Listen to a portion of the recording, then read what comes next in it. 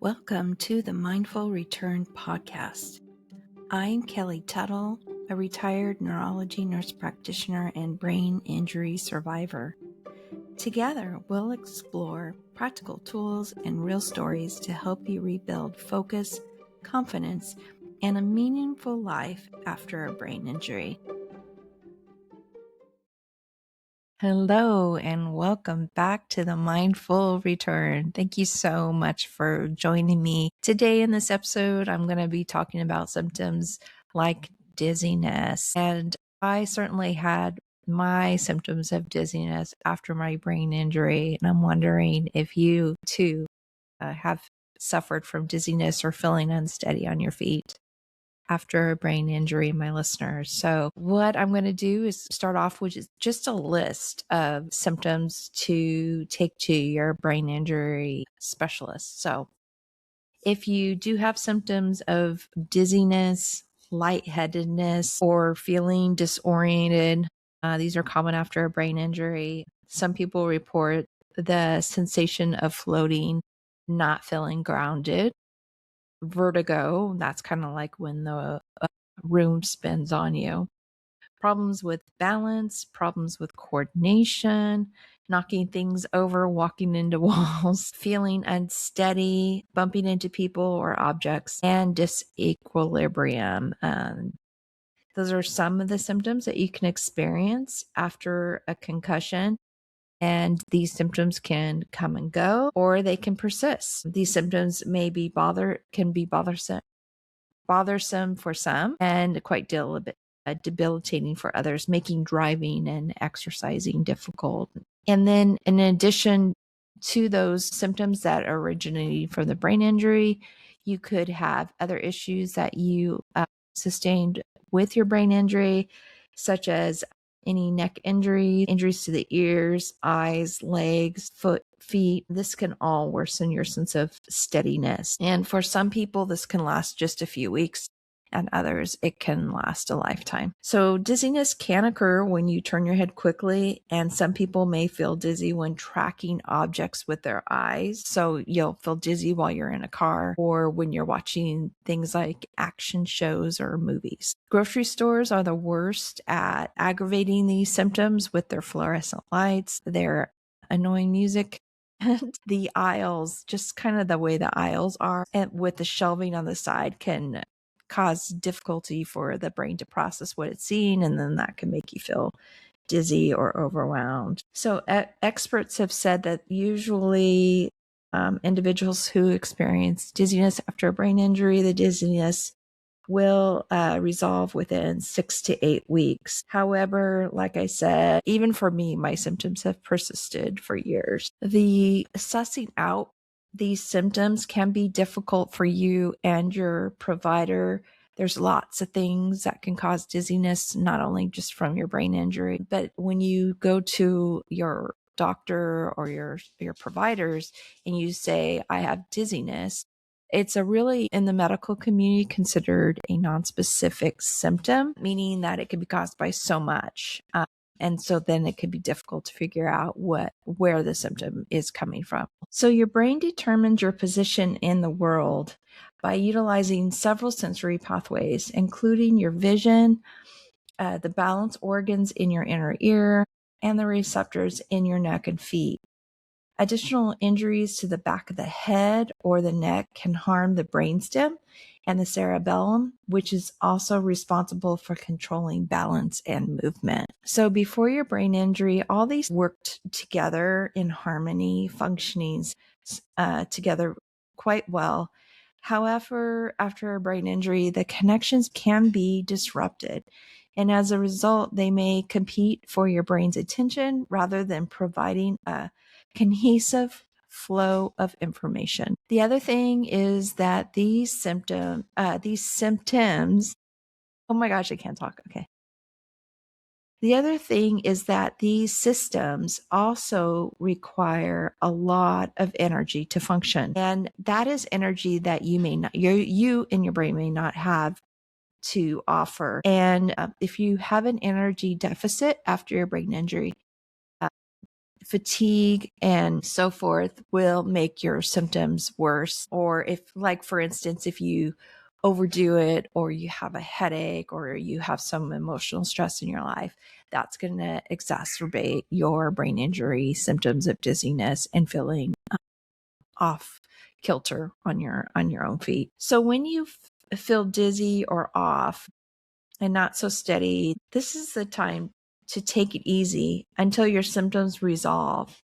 You want to avoid driving and any high impact exercises, because the last thing you want to do is fall and get another head injury. So be really cautious when your dizziness has worsened, maybe because of a poor night of sleeping or some stress at work.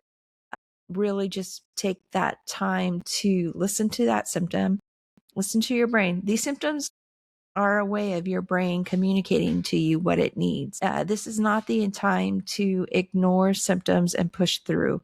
This is a time to become very attuned to your body and your brain's communication in these symptoms, and creating either external tools to help support your brain, or quiet spaces and rest to help rejuvenate your brain's depleted energy reserves. Now, who can help you with your dizziness, or when you feel off balance, or you're having difficulty walking straight, those kinds of things? You really want to check with your general practitioner, because like I said, it's a very nonspecific symptom. It can be caused by multiple things, and your regular doctor, your primary care doctor, will need to do a basic workup to make sure that those things are checked for and eliminated before moving forward. Some of the things that can cause dizziness are medications, such as those used to treat hypertension and epilepsy. And your doctor may have to do some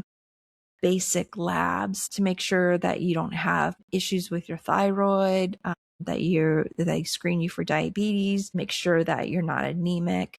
All those things can also cause dizziness. And then if you have difficulty with your vision, or tracking objects, or you're having dizziness while you're walking, you feel like your gait is off, then you would want a referral from your doctor to see a neurotherapist. And they specialize in brain injuries, and they can help you with strengthening those processes to be able to track fast moving objects. And that could be even just tracking objects on your computer screen, just looking from one corner to the next. And they can help you with that too. So if you are having dizziness while you're looking at your computer, or you're scrolling up and down on your phone, I definitely had that. I couldn't look at my iPhone for several months after my brain injury. It just made me sick to my stomach. But the neurotherapist can help you if that is the issue that's causing your symptom. And another therapist you can consider asking for a referral to, or see if your doctor recommends, is an occupational therapist. And they help you maintain and recover your ability to perform daily living activities. So if you're having issues with balance, coordination, and walking, they may be able to recommend therapies and assistive devices to help you with that. And then you'll want to see a physical therapist, especially if you have a foot or a leg or a hip or a neck injury. It's going to be really difficult controlling headaches and dizziness and unsteadiness, feeling like you're not connected to your feet until those issues are addressed. And so you've got to have a good receptors working well in your feet and your neck, and that are communicating correct information to your brain to help you feel more steady when you are on your feet. And then I've talked about in my past episodes about physical medicine rehab doctors. You definitely want to see, after a brain injury, a PMR doctor, because they specialize in brain and spinal injuries. So another specialist you can see is the ears, nose, and throat doctor, an ENT doctor. They can examine your dizziness, and they can help you discover if your symptoms are related to your inner ear, the vestibular organ, or if you have vertigo, they're very good at diagnosing that. And then the other thing they can screen for is called semicircular canal dehiscence. And this is rare. It can happen after a brain injury, and it rarely ever happens. I've heard from one survivor that had it. But if you have it, it can be really devastating to your life because it really impacts your ability to be active and maintain your balance and so forth. And a ears, nose, and throat doctor can screen you for this. And the way they do that is they just simply order a head CT and look at that part of the ear, and then they can tell if that bone that covers the semicircular canal has been fractured and breached, and then go from there on their recommendations for treatment. So like I said, dizziness can be really difficult to suss out, to find out what's causing it, and to find the right, therapy and treatment for it. So you'll have to have some patience allowing your doctor to figure out what's going on. And you may need to see multiple doctors for this symptom. And if you go to my website, you can download my free Stressless medical worksheet, which I created for patients to help communicate their symptoms with their providers and their doctors and their specialists. This worksheet has the questions that your provider or your doctor are going to know in the order that they're going to want to know them. And it will help you give them the information that they need to be able to figure out what type of dizziness you may be having and what's going on. For example, walking in and just saying, I'm dizzy isn't going to be really helpful. But if you can say, I'm dizzy when I watch action shows, TV shows, or movies, and things are moving fast, then I'll have that sense of dizziness. Or I have dizziness when I'm working on a computer, moving up and down screen, multiple windows, or when I'm scrolling up and down on my phone. That kind of information lets your doctor know that your dizziness could be related to difficulty with tracking objects with your eyes. So it's really important to have those details down. And unfortunately, most doctor appointments are limited in time. And so it helps when you go in with your symptoms that you're super concise about your symptoms, what makes them better, what makes them worse, you have descriptors like it's a headache that feels tight around my head, or it gets worse when I bend my head forward, or anything like that is really helpful. And what I found when I was a nurse practitioner, a lot of times is that patients would forget these details at their appointment because, no one likes going and seeing the doctor. No one likes being in the clinic. It's very stressful. And so you're not thinking your best. So if you can go in and have that written down and you can go, this is a symptom, this makes it worse, this makes it better, this is my medication list, this is the amount I'm taking, when I'm taking it, these are my questions that I had to ask you today. These are the referrals or the tests that I heard about that I would like you to order today. If you have that all down there, you're going to get so much more out of your appointment unlike if you're relying on your memory. And I don't know about your memory after your brain injury, but mine, sometimes it works, sometimes it doesn't. It could be glitchy. So it's not reliable, and it gets worse when I'm under any stress or I'm feeling tired. So please go to my website and download that medical worksheet. You can make multiple copies and fill that out before you see your specialist or your therapist, your mental therapist, all these. It's applicable to all these appointments, your yearly annual exam. If you fall and hurt your wrist, take that worksheet out, fill it out, and take it to your appointment and get more for your time and money when you're face to face with your doctor. Or, it could be used when you're doing a virtual appointment, either over the phone or over video. So please check it out and use it. It's a great tool. It's definitely something I use when I see my doctors. I've used it when I go and to appointments with my mom, with her specialist.